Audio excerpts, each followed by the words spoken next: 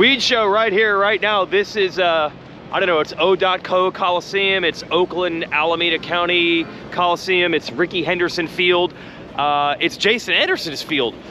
You might remember back in his magical 2018 season, a great battle here between Jason Anderson. Came down to the last lap, he passed Ken Roczen, he took the win. He was rolling at the beginning of that championship. Won a couple more times, won in Atlanta in March of 2018.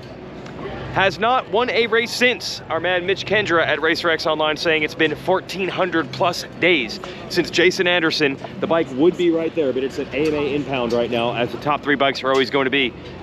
Yes, 1,400 days since Jason Anderson has won a race in Monster Energy AMA Supercross. It has happened again, and what we love to see at the beginning of a championship, we love it. You want to have round 1 and round 2 have equal and inverse opposite results. That is the dream scenario, and that's what we have. Pretty much everyone who did good at round 1 was bad at round 2, and everyone that was bad at round 1 was good at round 2. That's exciting. That's Ryder DiFrancesco's bike, the first ever winner of a futures race during a night show of Supercross. Are you guys going through the trash finding number plates? Yeah. You got some Shimodas. Yes, yeah, got some Shimodas. They just threw them in the trash, everybody. Unbelievable. It's awesome to be back to where we are at the beginning of the year, and this is a theme I've been talking about so much, that how is it possible that you end up with an average of 5 winners every year? If you look at Ken Roczen winning last week and Anderson winning this week, how could you possibly only have 3 other riders that are going to win out of this entire group? I mean, Cooper Webb hasn't even won a race.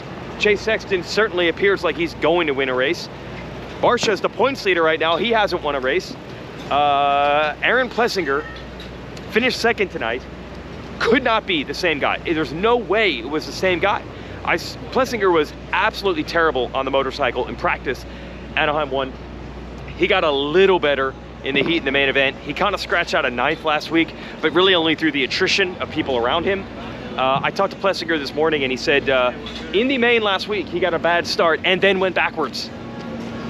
That's how bad he rode. And he said, normally, you know, the problem for riders is they're too nervous at the opener. He felt the opposite. He felt like he wasn't at a race. He wasn't revved up. He wasn't in it. Much better for AP this time. Rode well at the beginning, then had a nice little mid-race surge, and I thought he might even go and get Anderson. Ends up finishing 2nd. That's still a great ride for him. And Webb, who was 2nd last week, struggled, man, just didn't have it in the main. He ended up having a huge battle with his teammate Marvin Musquin for the majority of it.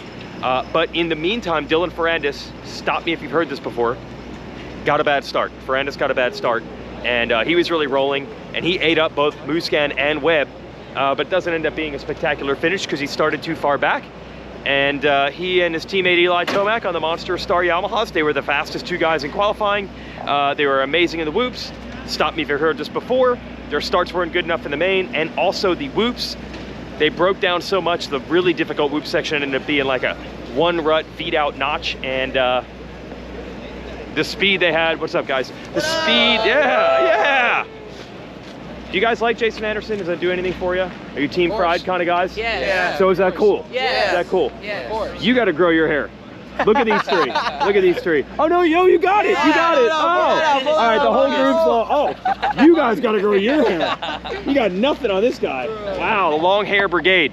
People are pumped when Jason Anderson wins. Team Fried. Who doesn't like it? The whoops were nothing like what they were in practice. What's up, Brown Dog? Hello.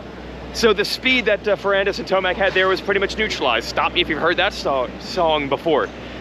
So we don't know. Sexton only an average night. He even stalled at one point. Ken Roczen crashed. What's up, Mertz? So everybody that was good at round 1, it was definitely Honda's night at round 1. They probably had the best 2 guys between Roczen and Sexton. They both had bad nights. Anderson coulda, shoulda, woulda been on the podium at Anaheim, but he got knocked down and he struggled late in the race and barely finished top 10, and now he wins. And if you look at the points, it is unbelievably jumbled. It's like 8 riders practically tied, but there is a little bad news, everybody. This bike was idle tonight. Everything Justin Brayton is positive, including the COVID tests. It's a shame. Okay, now there's gonna be a press conference that I gotta jump on my phone, and I'll come back for more. What's up, Max and everybody from Fly? I'll be right back. and we'll do more Weege Show when we find out what the riders have to say about the race. All right, wrapping up here. We transported to another dimension. Press conference is over. Jason Anderson's right there. Team Fried celebrating. I'm gonna get you. I'm gonna get you one of these weeks. One of these weeks. All right, Anderson's pumped. I just want to thank Race Tech, of course, for bringing you the Weege Show. You know the gold valves will make your bike, your suspension will be plusher, better bottoming resistance, more traction, made and engineered in the USA. Now, what I asked Anderson in the press conference was, he's admitted that on the Cowie, adapting, there's been very good days, there's been some bad days. He's still learning the bike a lot, even though the racing has been very good. Could have been on the podium last week if he hadn't been knocked down. And then this week he won. Obviously it looks good, but he says there's still ups and downs. He's still learning the motorcycle. But I also asked a question that has not been asked of him with the switch. I said, what happened with Husqvarna? Could you have come back? Was it your decision to go? Did they not want you back? And he didn't have an answer, and he said, I'll just pass on that one. That's interesting. But I said, don't worry, I got 15 more weeks and I'll try to break you down. Interesting there. So Anderson, yeah, he just said he never stopped believing in himself. And he admits that although he doesn't like to do formal interviews with us in the media, he absolutely loves riding his dirt bike. He absolutely loves it. He still loves hanging out in the paddock. Heard his buddies say that he thought like, hey, maybe I'll become a goggle guy or something when I'm done racing just so I can keep coming to these races. We never know much about Jason Anderson deep down inside. He got a little emotional there on the podium talking about, I believe, I was kind of hearing in the stadium speakers, he's lost his grandmother recently, and I know his grandparents are a big part of his racing history and what got him into the races when he was a kid. So he let us in just a little bit, but there's always that mystery to Jason Anderson, and I think now that he's realized that's his brand, he's doubling down on that. So we'll never know too much about him, but he did something right because he's ratcheted all the way back up to winning races.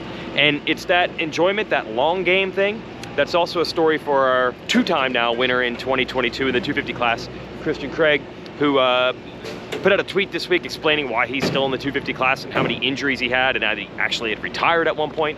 Craig actually started his pro career, he got paralyzed, straight up. He was paralyzed when he was testing, I believe, before his rookie Supercross season. And then it was pretty rough the first couple of years and he retired at one point. So he's just explaining that he's missed a lot of racing with injuries and even retirement, and that's why he's still racing in the 250 class. But he said, you know, once you work that regular job and you see what life is like without racing, you got to enjoy every moment, even the bad days. And he has a smile on his face every day that he's going racing or riding his dirt bike. And I think that's what we're seeing, this longevity from riders in this sport. Anderson, I think a couple years ago, we don't know much about him, like I said, but I think there were rumors of, I heard Anderson's over it. I heard Anderson's already calculated how much money he has saved and could he retire on it. He's probably going to be done soon. Now you hear Anderson really talking about the long game. Christian Craig at one point did retire. He's playing the long game. He's enjoying it. I don't know what it is about the sport, but there was definitely a guys retire early thing that was a real theme a couple of years ago, and it was mostly just at the top. It was just Filippoto and Dunge, really. I guess Carmichael before that. But coincidentally, those are guys that won like all the time, so they were dealing with a level of pressure that most riders don't deal with. The idea that you can never have a bad race ever really does kind of drain the rider. And I did even talk to Eldon Baker today, and he admitted, you know, his program is not about the long game. It's about being at your absolute max and best every time you race. And if you can't maintain that for a long time, at least you win a lot of races while you're doing it. We're now seeing riders, I think, focus on the long game a little bit more. And I think it's kind of refreshing because when you get older riders in the sport, I think they're more mature. They understand the off-track stuff that goes into racing, which we appreciate. I think fans always are going to relate to riders that they feel they've been around and watched and studied and followed for a long time. They've been in your lives a longer time, right? Even Eli Tomac, who's not this dynamic personality, I've really seen Tomac more than ever, I feel, this year, getting huge cheers in opening ceremonies, and if he makes a pass on the track. And it's not because Eli Tomac has done some amazing thing. He's not running Team Fried or any kind of gimmick or any kind of anything to make him especially loved by the fans. It's just Tomac's been in your life a long time. Tomac's been a good rider for a long time. He's a guy that you thought about and watched and studied a lot as a fan. So we're seeing this longevity, and I think the fans appreciate it. I think it's good for us. I think it's good for them to know that the sport is a good place to be and people aren't dying to get out. So that's our theme. Jason Anderson, still getting it done. We will see you in San Diego next week. It's a proud mama right there. 2 wins in a row for the Craig family. No way. Pushing stroller. No baby though. No baby. Okay, I was like, you have that many babies? There we go. There we go. Yeah, Big Daddy. I got 4 That's how you kids. do it. Yeah, 4 kids. One's making you money, not taking it. See you, folks.